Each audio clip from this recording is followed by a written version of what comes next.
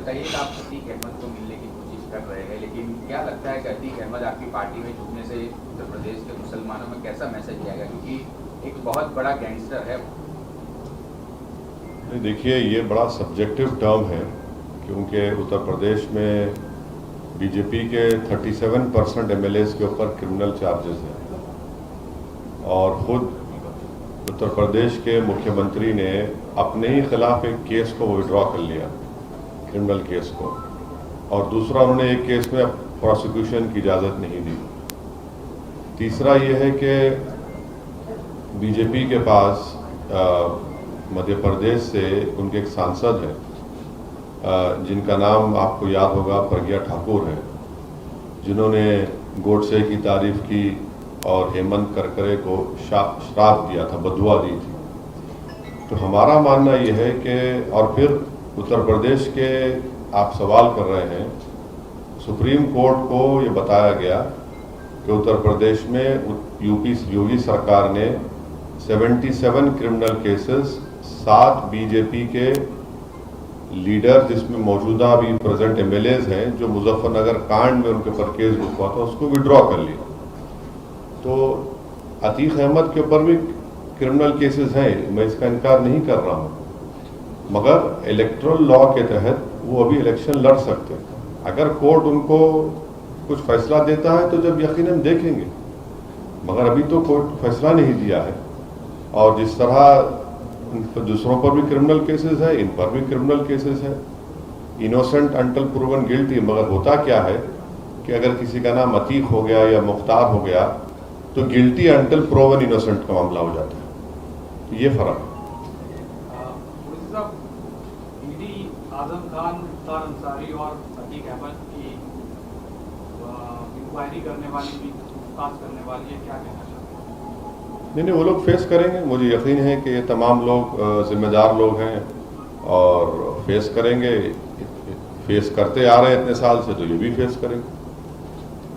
एक और सवाल है, केरला म्युनिसिपल पोल्स के अंदर एसडी, पीआई और लेफ्ट का अलायंस हुआ है, क्या कहना चाहते हैं?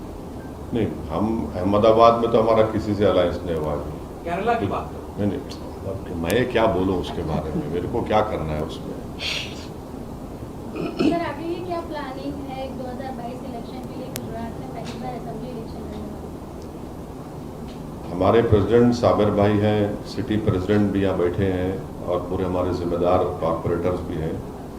तो सबसे पहले तो हम यहाँ पर आकर अपने जो हमारे कॉरपोरेटर्स हैं उनसे मुलाकात करके उनका शुक्रिया अदा करेंगे।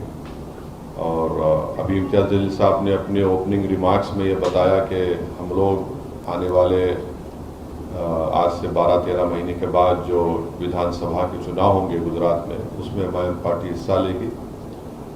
कितने सीट पर लड़ेगी ये साबिर भाई तय करेंगे, मगर हम पूरी ताकत के साथ मुकाबला करेंगे। हमारा बहुत से असेंबली सीट्स को साबिर भाई ने आइडेंटिफाई भी किया और वहाँ पर हम अपने संगठन को मजबूत कर रहे हैं। और आज हम सुबह में थोड़ी देर के लिए 2 दरियापुर विधानसभा के 2 मुकामात पर जाकर वहाँ के जिम्मेदार लोगों से मुलाकात भी किए। तो ये तैयारी चल रही है। जो गुजरात असेंबली आने वाली है, आपने कोई एक फिगर फिक्स किया है कि 25 सीट, 50 सीट या 182 सीट पे लड़ेगी? नहीं, ये अभी तो मैं अभी मैडम के सवाल के जवाब में ये कहा कि कितने विधानसभा की सीट पर हम लड़ेंगे, इसका फैसला हमारे गुजरात यूनिट के सदर साबिर भाई और हमारे जिम्मेदार करेंगे और जब वो हो जाएगा तो आपको बताएंगे। मगर विधानसभा बड़ी ताकत के साथ लड़ेंगे जरूर।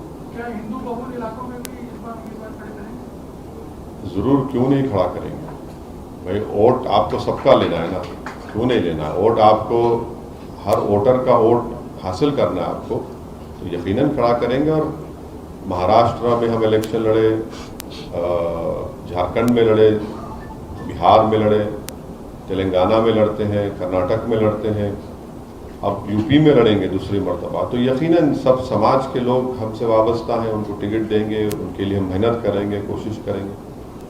यूँ कहा जा रहा है कि वोट पोलराइजेशन के लिए आप लोग आए हैं और खासतौर से सिर्फ 3 एमएलए हैं गुजरात में मुस्लिम, अब वो भी नहीं बचेंगे अगर आप लोग नहीं। ये 3 क्यों बचे खाली?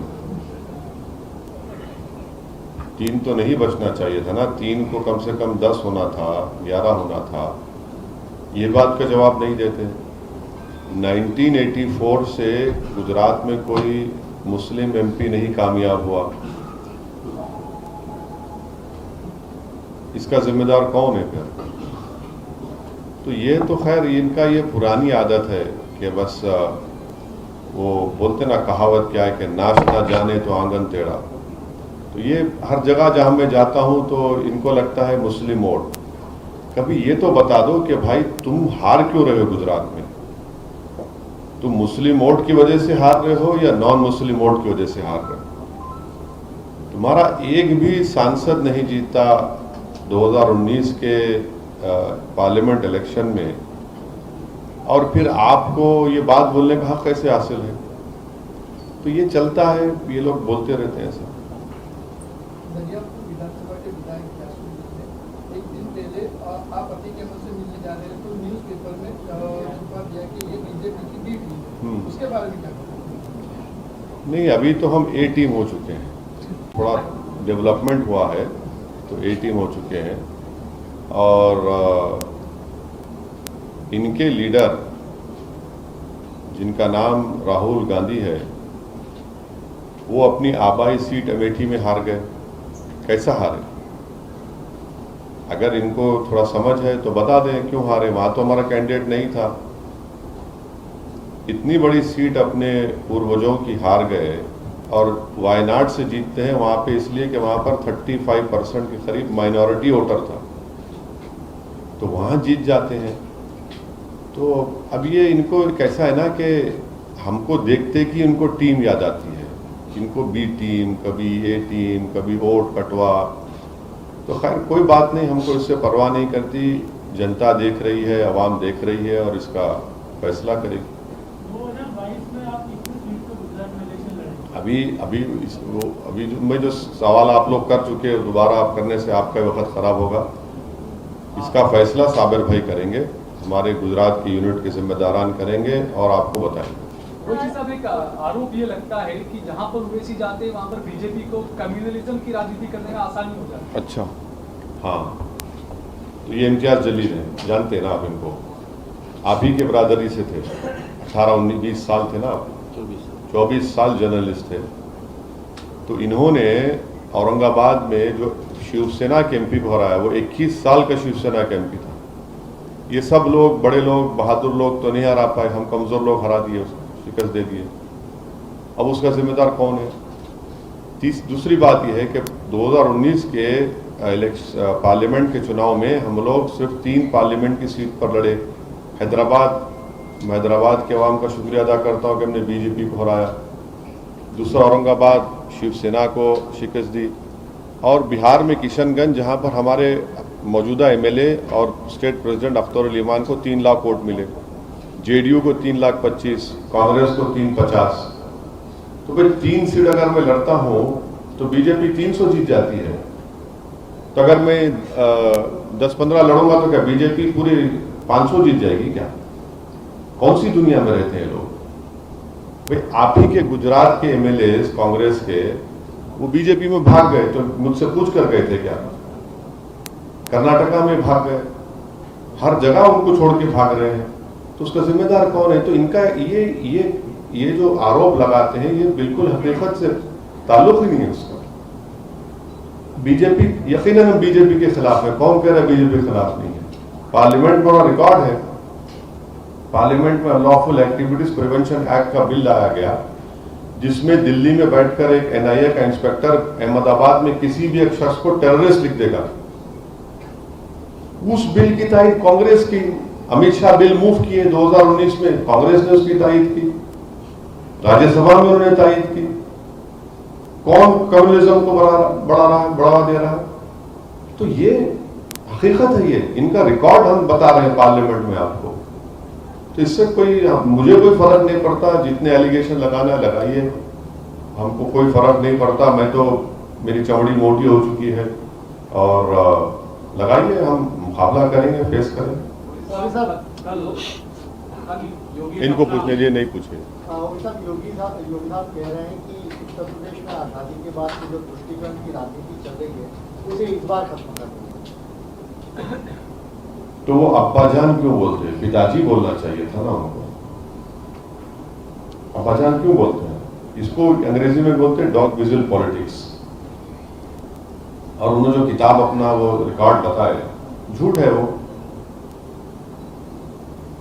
33 लाख अनएम्प्लॉयड यूथ का नाम पोर्टल पर है। 2020 फरवरी में उनका मंत्री विधानसभा में खड़े होकर कहा कि 33 लाख अनएम्प्लॉयड यूथ के नाम हैं जिनको नौकरी की जरूरत है। CMI का डेटा है कि 10% अनएम्प्लॉयमेंट रेट है उत्तर प्रदेश में।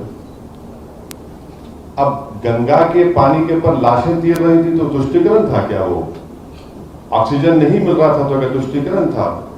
नदी के किनारे लोगों को लकड़ी नहीं मिली अपने वालिद को, अपनी माँ को, अपने भाई को, बेटे को जलाने के लिए, अंतिम संस्कार करने के लिए, तो जमीन में दफना दिए तो कुत्ते लोच कर खा रहे थे। तो क्या तुष्टीकरण की राजनीति थी वो? कौन सी बात कर रहे हो? तो ये इनका रिकॉर्ड है। सवाल और योगी ने जो अपना रिपोर्ट कार्ड पेश किया उसमें कहा है कि 4.5 साल में उत्तर प्रदेश में सुनिए, योगी के रिपोर्ट कार्ड में पढ़ा हूं उसको पूरा। हम योगी से ये पूछना चाह रहे हैं कि प्रधानमंत्री ग्रामीण आवास योजना 2017-18, 18-19, 19-20, 20-21 में एक घर बताओ मुसलमान का, एक घर, सिर्फ सैंक्शन छोड़ो, एक घर जो तुमने दिया बताओ मेरे। Highest illiteracy rate Uttar Pradesh में मुसलमान का है। हाईएस्ट 5 साल और 15 साल के दरमियान मुसलमान का ड्रॉप आउट रेट है 59-60% करीब है। उत्तर प्रदेश में 2% मुसलमान ग्रेजुएट होता है। क्या बात कर रहे हैं? और उत्तर प्रदेश का जो इतना डेवलपमेंट का रिकॉर्ड जो बता रहे हैं ना, आपको मालूम 4 लाख बच्चे पूरे भारत में, ये हमारे women and child welfare ministry मोहतरमा स्मृति ईरानी साहिबा ने जवाब दिया, 9 लाख है। 4 लाख उत्तर प्रदेश में एक्यूट मेल नरिश चिल्ड्रन है, 4 लाख। कौन सा रिकॉर्ड है ये? कौन सा रिकॉर्ड है बताइए आप? ये तो गवर्नमेंट का डेटा है। जितने करीब 1400 डॉक्टर्स के वैकेंसीज हैं, पार्लियामेंट में जवाब दिया गया 2019 में इन PSCs में।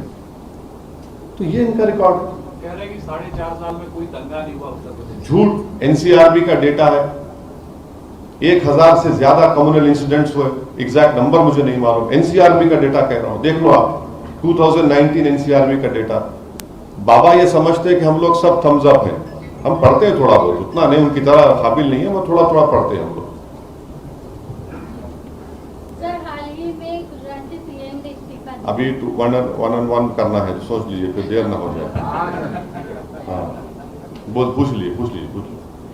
इस्तीफा दिया, विजय रूपानी ने दूसरे CM बन गए अचानक से। मेरे को अमित शाह साहब से पूछना है कि क्या वो झूठ कहा था उन्होंने कि विजय रूपानी ने कोविड में अच्छा काम किया था? फिर यहां पर आप ही के कोई जर्नलिस्ट ने लिखा तो उसको 120B लगा दिया गया उसके ऊपर। अमित शाह साहब को जवाब देना है कि जब आप तो उसको सर्टिफिकेट दे दिए थे रूपानी साहब को कि बहुत गैर मामूली काम किया, फिर क्यों हटाए उसको? अच्छा, हटाने के बाद जो बीजेपी की तरफ से सिलेक्टिव लीक किया गया कि रूपानी को हटाने का मकसद ये था कि वो कोविड में काम नहीं करे, तो फिर सच कौन बोल रहे हैं, झूठ कौन बोल रहा है? उनकी पार्टी का डिसीजन है, वो किसी को उठाते किसी को बिठाते, उनका काम है। बट जब होम मिनिस्टर और अमित शाह तो गुजरात के बहुत बड़ा नेता है, उनका अहमदाबाद के, उनका यहाँ के सांसद भी हैं, तो उनको जब वो खुद सर्टिफिकेट दिए उसको उनको हटा दिए, तो नहीं मालूम क्या क्या चक्कर है। ठीक है।